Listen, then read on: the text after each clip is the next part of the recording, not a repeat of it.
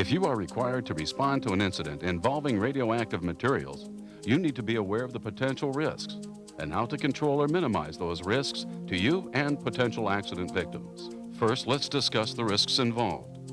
A significant amount of information can be obtained by observing the scene from a distance that will help you to approach an accident scene safely. For example, package type, labeling, and placarding can give you information about the type and quantity of material being transported. In this case, Type A packages have been involved in an accident.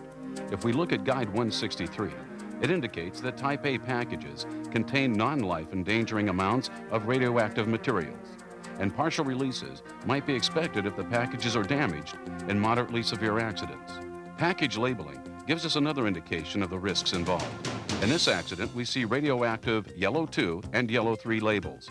Again, if we refer to the Emergency Response Guidebook, we find that the Transport Index, or TI, on a label identifies the maximum radiation level in millirem per hour at 1 meter from the undamaged package.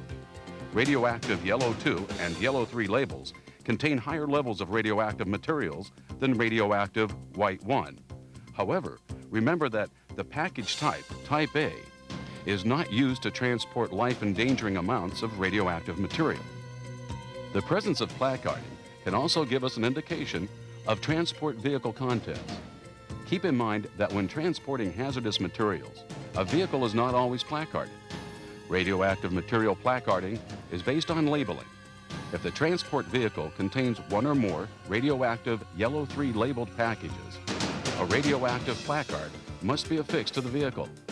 Placarding is also required for vehicles transporting low specific activity or LSA materials under exclusive use.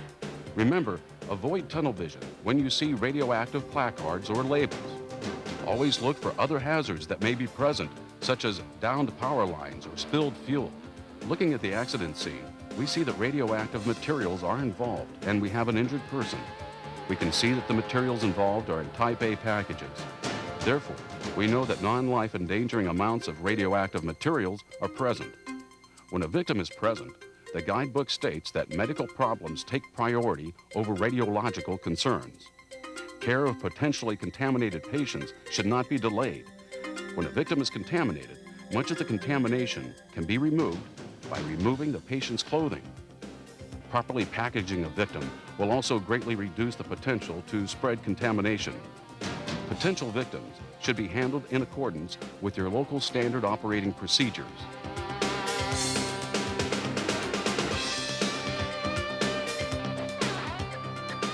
Radioactive contamination can be controlled with the use of protective clothing in much the same way as blood-borne pathogen contamination is controlled. Limiting your time around and keeping your distance from the packages involved will minimize your radiation exposure. As directed by the guidebook, establishing a control zone 80 to 160 feet around the accident scene, approaching from an upwind direction, and limiting access to the area will also reduce radiation exposure and help prevent the spread of contamination. A basic understanding of radioactive material packaging, placarding, and labeling requirements will help you to respond safely to the scene of a transportation accident involving radioactive materials.